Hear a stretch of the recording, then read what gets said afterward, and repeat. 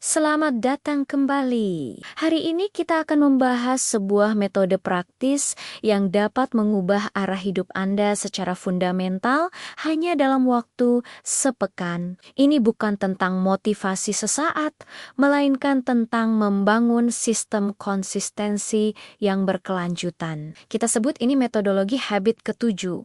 Kunci utama dari perubahan ini terletak pada satu hal. Keputusan yang Anda ambil di pagi hari. Setiap pagi, kita dihadapkan pada dua pilihan sakit yang harus kita terima. Pilihan pertama adalah sakit karena disiplin, atau yang kita sebut hard decision. Ini adalah keputusan untuk melakukan hal-hal sulit bangun sebelum alarm, berolahraga meskipun lelah, atau langsung membaca buku alih-alih mengambil telepon genggam.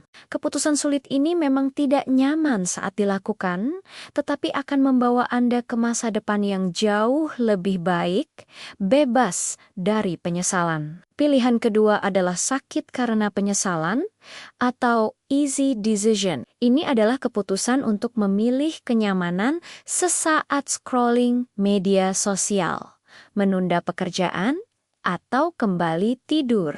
Pilihan ini terasa enak sekarang, namun menimbulkan rasa penyesalan, frustrasi, dan kekecewaan terhadap diri sendiri di masa depan. Individu berprestasi tinggi secara sadar memilih sakit karena disiplin. Mereka mengerti bahwa rasa sakit jangka pendek adalah investasi untuk kesuksesan jangka panjang. Lantas, bagaimana kita menipu otak kita yang cenderung mencari jalur termudah?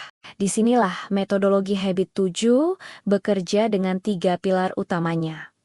Pilar pertama, aturan 30 detik pertama. Ketika Anda memulai kebiasaan baru yang sulit, otak Anda akan memberontak. Misalnya, Anda ingin mulai bermeditasi. Jika Anda menetapkan target 20 menit, otak Anda akan langsung menolaknya. Untuk mengatasi resistensi ini, targetkan hanya 30 detik pertama. Saat Anda duduk untuk membaca buku, katakan pada diri sendiri, saya hanya perlu membaca selama 30 detik.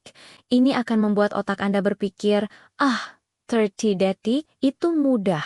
Dalam 30 detik, Anda akan mendapatkan momentum inersia. Dan kemungkinan besar, Anda akan terus melakukannya lebih lama. Pilar kedua, fokus 30 menit. Setelah Anda melewati 30 detik awal dan mendapatkan momentum, alokasikan waktu 30 menit setiap hari untuk kebiasaan baru tersebut. Jangan langsung melakukan secara ekstrim, misalnya olahraga 2 jam atau membaca 5 jam sehari, karena hal itu akan menyebabkan burnout dan kejenuhan. Konsistensi dalam durasi moderat selama 30 menit jauh lebih berharga daripada intensitas berlebihan yang hanya bertahan beberapa hari. 30 menit adalah durasi ideal untuk mencapai fokus mendalam tanpa membebani pikiran Anda. Pilar ketiga, dan yang paling krusial, konsistensi 30 hari. Lakukan kebiasaan ini tanpa gagal selama 30 hari berturut-turut. Namun, ada satu aturan fleksibel yang harus Anda pegang teguh. Jangan bolong 2 hari berturut-turut. Jika Anda terlewat sehari karena alasan yang tidak terhindarkan, segera lakukan kebiasaan itu keesokan harinya. Bolong 1 hari masih bisa ditoleransi. Itu hanyalah cacat minor. Tetapi bolong 2 hari berturut-turut akan merusak momentum disiplin yang telah Anda bangun dan mengirimkan pesan kepada otak bahwa Anda tidak serius. Untuk membantu Anda memulai tantangan ini, berikut adalah beberapa kebiasaan positif yang dapat Anda terapkan segera. Pertama, bangun jam 5 pagi dan segera bereskan tempat tidur. Kedua, lakukan olahraga ringan atau angkat beban di pagi hari. Ketiga, membaca minimal 10 halaman buku setiap hari. Keempat, perhatikan asupan makanan Anda. Batasi gula dan makanan olahan. Terakhir, terapkan journaling atau meditasi singkat. Dan batasi waktu scrolling media sosial Anda hingga maksimal 30 menit per hari. Tantangan ini adalah undangan untuk mengambil kendali penuh atas hidup Anda.